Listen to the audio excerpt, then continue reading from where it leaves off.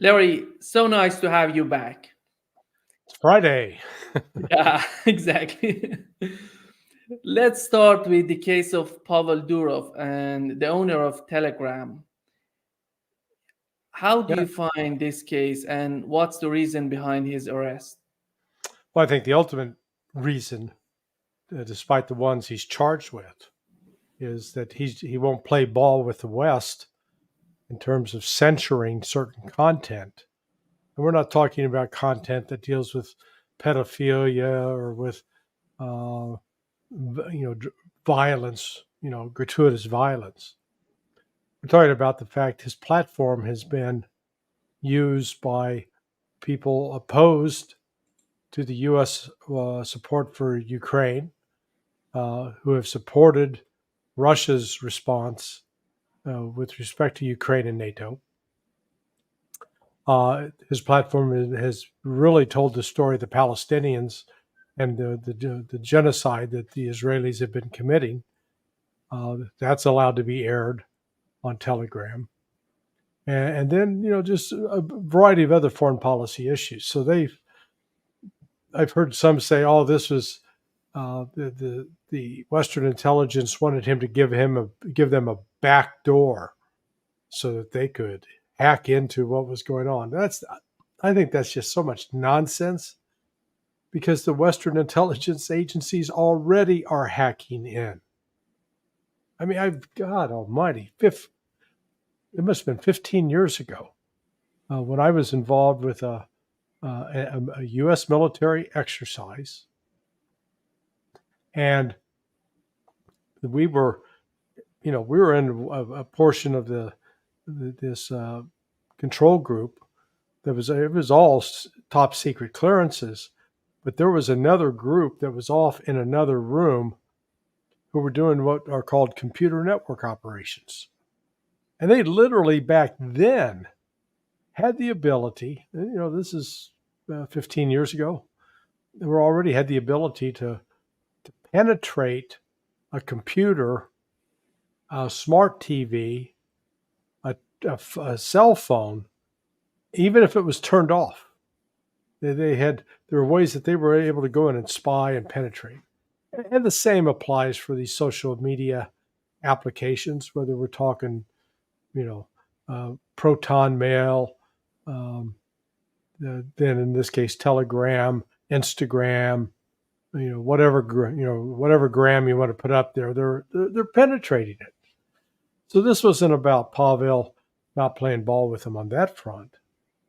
Um, then one of the other charges that was listed accused him of basically refused to put a wiretap on somebody that some quote law enforcement organization wanted. Well, the only country I'm aware of in the world where they have a constitution with a Bill of Rights that prescribes what the government can do to you in terms of listening in on your conversations is in the United States. So that means this was a U.S. They're charging him over something he refused to do for the United States. I don't even know how that holds up in a French court. So even though he's got 12 charges facing him, he's supposed to report into a judge every 2 weeks. If I was him, I'd get the hell out of France and basically tell the West to go screw itself. The West has become an authoritarian, dictadura. It's becoming that. I mean, hell, look what's going on in Brazil. Brazil's going to ban Twitter. So I'm tired of all of these authoritarian thugs around the world that like to masquerade as Democrats, but they can't wait to start censoring and sanctioning points of view that they just don't agree with. Yeah. Larry, how do you see the situation right now in Ukraine? We've learned that due to this F-16 crash, Zelensky has dismissed the commander of the Ukrainian Air Force. And Well, I hadn't heard that. That's new today, huh? yeah, Oh, his face. this is hilarious. So we've got several possible explanations. Now, I'll be the Ukrainians are now saying that this was this F-16, which they just got from the United States with their brand new pilot, who was trained, I guess, by the Dutch in the Netherlands, maybe in the United States for some period of time, where he was shot down by a Patriot missile battery that the United States gave the Ukrainians. So basically, the Ukrainians killed their own pilot. Woohoo! Way to go, guys! So now Zelensky gets to go back to Washington and say, "Hey, I need pilot. I need F-16. I need Patriot missile. Huh? Give it to me. Please." So he's blaming the Air Force guy. The Air Force guy, last I checked, probably wasn't running the air defense system.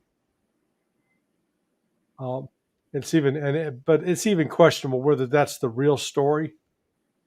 Maybe they don't want to admit that the Russians actually had located the hangar where the aircraft was.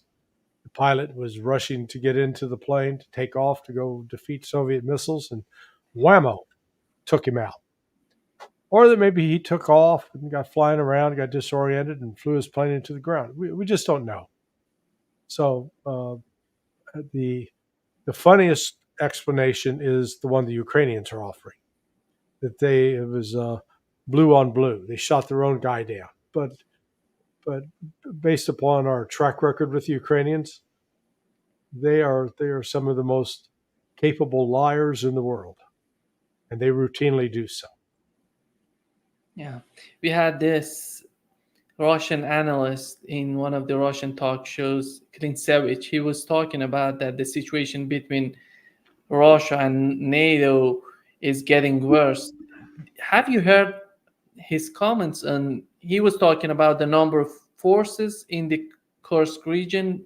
He said between 12,000 to 20,000 soldiers. He said this activities on the part of the United States in the Persian Gulf is a threat to Russia. They're thinking of having some sort of escalation with Russia, attacking Russia, I don't know, with even nuclear bombs, because they're capable of carrying nuclear bombs. He's talking about the U.S. aircraft carriers. Oh yeah, that's such nonsense. I mean, really. Yeah, I guess in theory, you can probably get the F-35s could carry. You put a nuke on them and off they'd go, but it's too far to fly. Number one. Number two, the Russians, their air defense system, these are not stealth fighters. So the threat from the Persian Gulf, I think he's way out on a limb. That has nothing to do with Russia. That has everything to do with trying to intimidate Iran. But definitely tensions are up between NATO and the Russians. As I understand it, the Russians are bringing more and more forces into Kursk. Some people say, well, the Russians were caught with their pants down. Russians were surprised. Okay, that all may be true. Maybe this is a massive screw up. I don't know. But it doesn't matter. Just screw up or not, it does not change the course of this war, where things are headed for Ukraine. Ukraine is dead. It's dead. Still, yeah, it's still got signs. The breath is still going in and out, but barely. But the vital organs are shutting down. And it just is now a matter of time before we see a complete and rapid collapse. We're already seeing the collapse of the military effort in the Donbass. The lines are crumbling very quickly. Russia in the last 2 days captured like 7 different towns. Before they were lucky if they were capturing a town every 3 weeks. So it's the pace of the retreat on the part of the Ukrainians has accelerated. They're running away. How many forces they have lost so far in the Kursk region? It's more than 7,000 soldiers. Last number I just saw was 16,000 plus. So let's let's go with the big number. They put 30,000 in there. Well, if you got 16,000, that's still more than 50%. The problem the Ukrainians have right now is they're out in the open. They're not in dug in, entrenched positions that have been built heavily bunkered and fortified with concrete. The one place they have taken refuge is a women's prison. I think those Ukrainian soldiers may have more to contend with dealing with women prisoners than they will with the Russian Spetsnaz units. But they're sitting ducks. They're trapped. They don't have anywhere to run, anywhere to go, and once you're in a fixed position, how do you get resupplied? Because if you're being attacked, you got to you're firing at your attacker. Well, you're using up ammunition. Every round that goes down range, got to replace. Well, if you can't replace it, what do? At some point, they're going to be throwing rocks or wooden pegs or something. Yeah. It seems that whoever was the mastermind of this offensive on the Kursk region at this stage of war, we can consider him as the worst enemy of Ukraine. Yeah. Well, there's some that have argued that Syrskyi is a secret agent of Russia because his parents still live in Russia. He was with the Russian army, with the Russian military academy. So maybe, he's doing it. Now, on the other hand, the rumor's out that it's Syrskyi that's going to Zelensky saying, I told you not to do this, and you made us do this, so this is all on you. So who knows? The latest pictures, images we've seen of Zelensky, he looks a little desperate. Do you think that in the latest, CNN was reporting that they're forcing, it seems that somebody in the Zelensky administration or even the European Union, they're forcing Washington to give the permission to Zelensky to hit Russia even deeper inside their territory. Do you think that if it comes from the European Union, we can consider United Kingdom behind this? Oh, yeah. I would say almost certainly. Look, I don't know what this fixation with striking deeper into Russia. It's not like Ukraine or NATO, for that matter, is sitting on an unlimited supply of medium-range ballistic missiles that it could just launch and launch and launch and devastate Russia. Well, they've limited amounts, number one. So when you're firing in limited amounts, you're going to do limited damage. And it's even questionable whether you'll be able to inflict any significant damage because of the air defense systems that Russia has deployed. But if you do inflict damage, you're just giving one more reason for Russia to want to kill you. They've got ample reasons already, but this will further. What it does is it further strengthens the argument of the military segment of Russian society about destroying not only Ukraine, but destroying NATO. You've got sort of the political element, according to John Helmer, that has been less bellicose, less quick to anger, wanting to look for some alternative means instead of a total war. But their position's weakening as a result of things like Kursk, and then if the strikes go deeper into Russia. I think it'd be insanity for the Biden administration to do it, but nobody's going to go to jail for calling them stupid, because it's just a statement of fact. And do you see, Larry, right now in the European Union, we had Macron just putting pressure on Serbia to sanction Russia. They said, no, we're not going to be part of this game. Yeah. How do you think that they would be able to pressure these countries who are not part of this coalition, part of this game against Russia? Because so far we didn't see that Hungary, Slovakia, Serbia being part of. Why they're putting pressure on these countries? Well, because Serbia, Hungary, Slovakia, or I guess the Czech Republic, some of them are not playing ball. They're not fully on Team Ukraine, and they're arguing for dealing with Russia. So, that's it underscores that there is this rift within the European Union, and it's not getting any better. And it's going to get more extreme, more that the gulf between the two sides is going to widen, not narrow in the coming weeks as the situation in Ukraine becomes more desperate. It is fascinating that countries like Poland and Germany are now saying, okay, but we're not sending any more money to Ukraine. You're on your own. I think they're worried about now they're going to have to handle all these refugees and they'll have to handle it on their own. Yeah.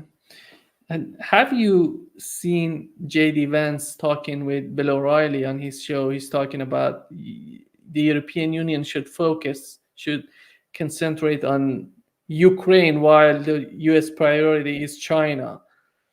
Do you think that it would be the strategy on the part of the Trump administration if Trump wins?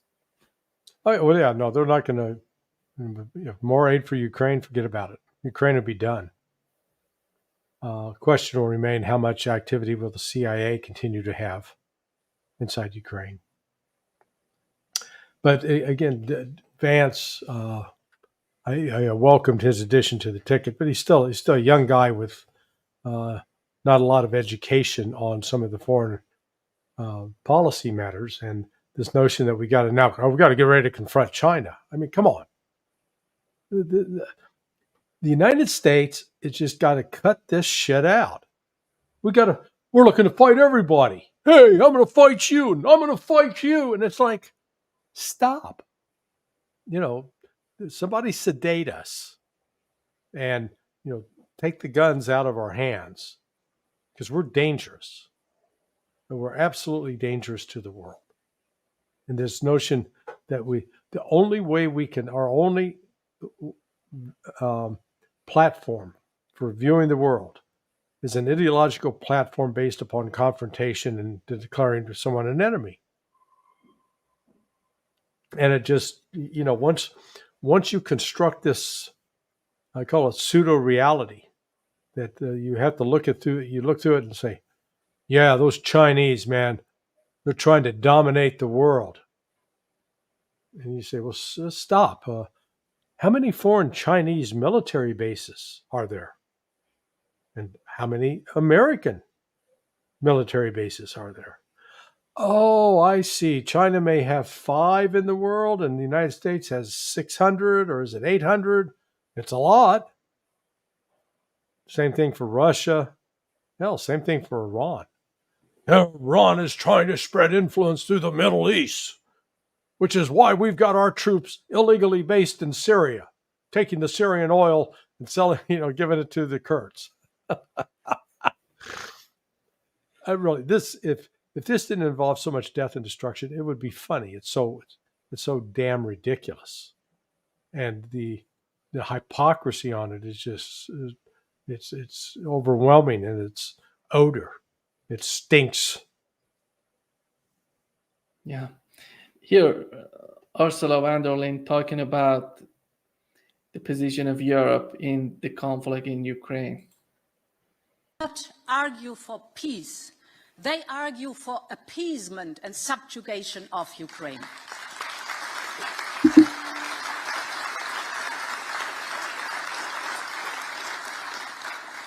So today I would like to address all those who, after 1,000 days of death and destruction, are asking sincerely, isn't it time for talks? It is first and foremost up to our Ukrainian friends to answer this question. We and them want the war to stop as soon as possible. But while many outside Europe are preoccupied only with the end of fighting, my position is that peace is not simply the absence of war.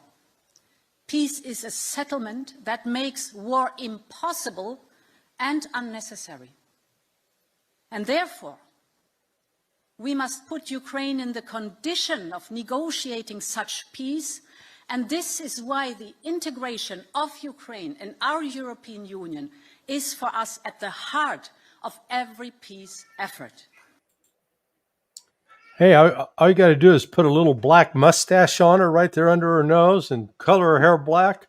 Reminds me of somebody. Von der Hitler. Von der Hitler. Hey, good God. The world is in trouble because we have morons like that in positions of authority. That's simple. And I guess I better never travel to Europe because I called her a moron and compared her with Hitler. But,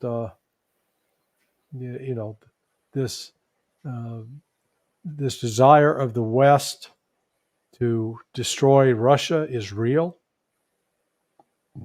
And I keep, every chance I get, I say it to John channels what the Russians listen to. I've warned them. There's no negotiation with the West. I agree with von der Leyen on one thing. There is no negotiation. There's nothing to negotiate about. The only negotiation is the complete unconditional surrender of Ukraine and whether or not Ukraine will continue to actually exist as a country, whether it should exist as a country. But no more NATO. NATO's encroachment upon Russia's border is going to stop. We're going to put a stop to it. Because from Russia's standpoint, they're not the ones that they didn't invade Iraq twice. They didn't invade Syria. They didn't start wars with Libya. They haven't backed terrorism in Iran. They didn't go in to Somalia. I mean, it's just the United States is a rapacious hegemon and likes to pretend that it's not an imperialistic power, but it is. And it's hell-bent on trying to control and dictate what others can do and can't do. And I think the rest of the world's getting pretty tired of our act and what we're doing. Do you think that right now in the European Union, they're trying to convince German government to go after some sort of escalation? Because without Germany, they're not capable of doing this, Larry. It doesn't matter what the United Kingdom is talking about, other countries are talking about, because Germany is so important. And I think one of the reasons that we have Ursula von der Leyen being part of this discussion is to convince Germans to think this way. Yeah, well, they're going to get smacked in the face on Sunday. There's an election in former East Germany that the early indications are it's going to be a complete repudiation of Olaf Scholz and von der Leyen and all of the pro-war footing that has been advocated by these crazy Greens. Yeah. And shifting the gear, Larry, to the Sullivan's visit to China, people are talking about the main objective of this visit was to convince Chinese not to help Russia. We've seen this concept before in Olaf Scholz's visit, Janet Yellen's visit, Antony Blinken's visit. They were trying to do this so far. Right now, Jake Sullivan. How did you find it? I guess what I've learned is I don't think the Chinese have a hand gesture comparable to someone inserting their middle finger into the air, because that's essentially what the Chinese told Jake Sullivan. They do it very politely, and they do it in diplomatic language. But China's not going to give in to the United States on this. This really is reminiscent of a bunch of 14-year-old girls in middle school. Hey, don't like Betty. Don't talk to Betty over here. Yeah, let's just get our little group over here and keep Betty away. And then the new girl shows up. Hey, don't talk to Betty, but I like Betty. Oh, and that,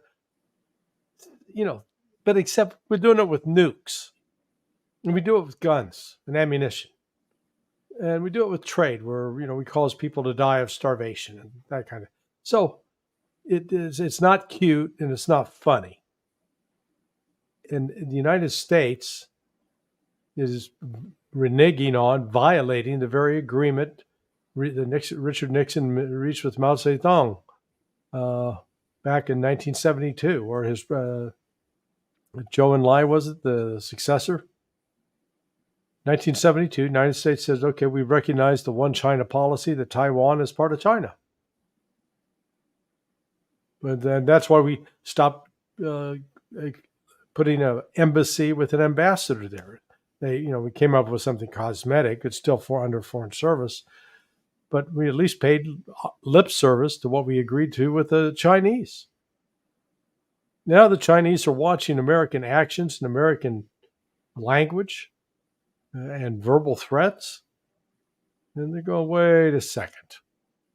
Then they're watching what we're doing in Ukraine, and recognizing they could be next. We always talk about the Uyghurs, the Uyghurs, the Uyghurs. What the China's doing to the Uyghurs. Chinese can turn around and say, go F yourself. Worry about what you did to the Sioux. Worry about what you did to the Cherokee. Don't come lecturing us about upholding human rights that you yourselves don't even respect, you don't acknowledge, and you ignore. Oh, yeah, you also had laws that were anti-Chinese and made them work almost as slaves building your railroads. China, yeah, we haven't forgotten that either. So, Sullivan's can go over and tell the Chinese, here's what we want you to do. If you want to be our friend, you can't be friends with Russia. Stop. Yeah. It's not only Ukraine that makes the differences between China and the United States. Even in the Middle East, they have their differences. China was trying to make some sort of negotiation. The United States is not considering any sort of negotiations because they're not putting pressure on Netanyahu and his administration. Right. It doesn't matter what they're talking about, but the outcome of their action doesn't mean that they want some sort of negotiations, which it means that they're totally disconnected right now, China and the United States. Well, how couldn't they be connected? I mean, yes, the United States is dependent in some critical areas on China for items that they manufacture, in pharmaceuticals in particular, some critical rare earth minerals, some other mechanical items that are essential components in U.S. defense products. And yet, in spite of all of that, the United States continues to insult the Chinese, continues to try to patronize, treat the Chinese like their children, to lecture them, and even to conduct military operations in and around the Chinese territory. I understand why we do that, but I can look from the shoes or the point of view of Chinese or anyone else and going, who the hell do these Americans think they are, that they can just come sail here and declare this theirs and that they have a right to anything here? No. This is our territorial waters. This is our neighborhood. We're going to kick the United States out, which is starting to happen, actually. The U.S. just hasn't awakened to it. Larry, how do you see the situation in the West Bank, that it seems the Netanyahu administration is trying to intensify the attacks on this part? Yeah. Well, they want to exterminate the Palestinians, period. They'll do it one of two ways. Make conditions that are so dangerous, so uncomfortable, so impossible to live with that people will flee. They'll go to Jordan or go someplace else, or they'll die. The Zionists don't care. They just want them gone. It's their land. God gave this land to them, don't you know? It's in the Bible. That's how they view it. That's how, unfortunately, many Christians view it too. That the Palestinians, and to put it in sort of theological terms, they only apply parts of their ancient scripture to the current situation, because the Palestinians, if you will, are descendants of Abraham as well, and maybe through the lineage of Jacob. Well, they're relatives, and but you're trying to paint a picture of this loving God, but he only loves one kid, hates the other. Come on. I mean, it's silly to base policy on how you actually treat human beings on that, but that's what they're doing. So yeah, they're gonna escalate this, and the war in the West Bank may actually break out on a much bigger scale than what we've seen in Gaza. Much bigger area to cover, and this. It's not, Hezbollah is not going to stop letting up pressure as well from the north. Yeah. Larry, I've seen that you've written an article on your website, sonar21.com, and you've been mentioning this article in that piece. Yeah. Yeah. Could you elaborate on this piece that you wrote? Well, I didn't write that. That piece is written by, if I recall, Itzhak Barik, a reserve general. So he's a guy in his mid-70s who fought in the Yom Kippur War, 73 war. And, he said that if Israel keeps doing what it's doing now, it will collapse. It will fall apart. You're already seeing the unity within the government fray and fracture. Then you've got the economic problems, and it's really, that's where it gets real interesting. Because on the one hand, all the superficial elements that you'd look for to indicate does it have economic strength or not seem to say, man, Israel's doing pretty good. They got a very low unemployment rate. Well, the reason they have a low unemployment rate is people have been leaving the country. They're in the army. There's nobody around to hire. And several of the businesses that have gone out, in other words, you're not facing a situation where there's growth and there's new jobs being put out every day and people can flock to them and incomes are going up. It's just the opposite. So the number of bankruptcies is increased, investments slowing down, the borrowing has accelerated. They borrowed a lot more, which is going to add to inflation. So you got the economic problems. You've got there's no longer an agreement about who's an Israeli. So that's, you got the Israelis and the Zionists. The Israelis tend to be, I call them Israelis, the secular types. They, in theory, think they can get along with the Palestinians, and they would employ Palestinians. The Zionists, on the other hand, they don't want to have anything to do with the Palestinians. They want them to die. They want to take their land, take their homes. And they have no regard for them. And they don't even want to be physically around them. They act like the southern white guy in Mississippi did back in 1950, sitting next to a black man. Ooh, get away, you're unclean. Go sit over there in the colored only section. That's what these ultra-nationalist Zionists, that's what they're all about.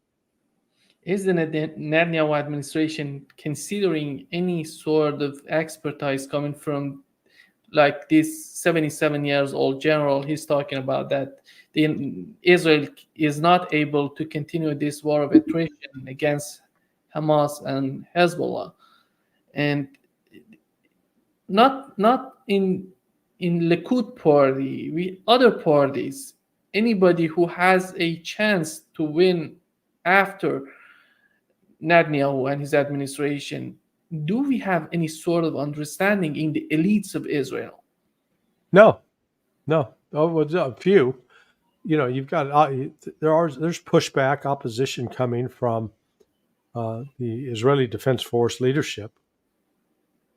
Even Defense Minister Gallant starting to push back a little bit. You've had the heads of Mossad and Shin Bet. The two, Mossad deals with external intelligence, Shin Bet deals with internal. And, they're both saying, hey, you got to negotiate with Hamas. So you've got that fracturing at the top among those key institutions. But still, a majority of the voters, from what I've seen in the newspapers, support Netanyahu, or at least his policies. They may not like him personally, but they support his policies. Yeah. And Larry, just to wrap up this session, I want to talk about a bigger picture of the United States, of the foreign policy of the United States right now. We have two options, Donald Trump and Kamala Harris. It doesn't seem that when it comes to the foreign policy of the United States, we're going to have any drastic change. And the key element would be what Antony Blinken has said recently. He said that one of the reporters asked him why we were not able to bring Russia to its knees by the sanctions, by the conflict in Ukraine. He said something so impressive, something so amazing, that the world is changing, and we have to study this new world. And I think he was talking about BRICS and these new institutions. But at the end of the day, when it comes to their practice, how they want to implement their policy, you see the total ignorance of what he was talking about, at least in that conference, that press conference. And you see that they're getting back to their default setting, that they say that we can put pressure on each and everybody. They have to consider what we are talking about. They have to accept our rhetoric. Well, the basic principles that you learned as a child, or were supposed to learn, if you're going to be I'm not talking about a raving asshole, but somebody who's normal, is to treat others like you want to be treated. Very simple concept. Concept that is rarely applied in international and foreign policy affairs, especially by the United States. That there is no empathy to understand why the other side is doing what they're doing. Doesn't mean that you're sitting there trying to excuse it. It's like, while I disagree strongly with President Lula by his actions against Twitter, the ex-Twitter, still, that's a Brazilian thing. It's a Brazilian decision. And if he, you got to step back and say, that's not how I do it, but that's what they're going to do. We have to live in this world together.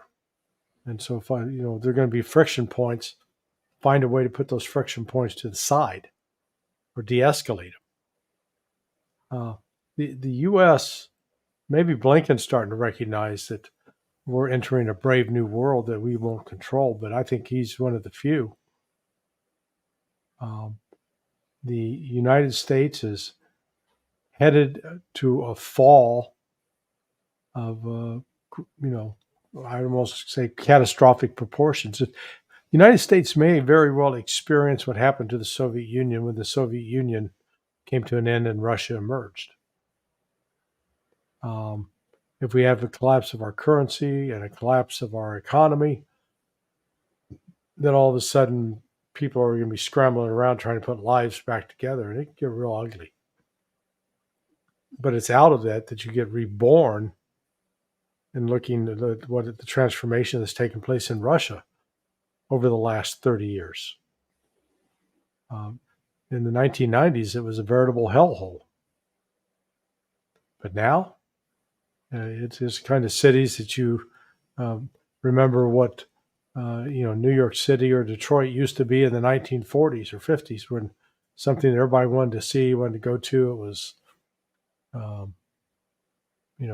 considered modern and at the time. Not now. You get deluged with homeless people in Washington, New York, Los Angeles, San Francisco. Name the major city. You don't see that in Russia. So the world's changing, and more countries are paying attention to China and Russia and not to the United States, including countries like Thailand. They're moving in their own direction. Yeah.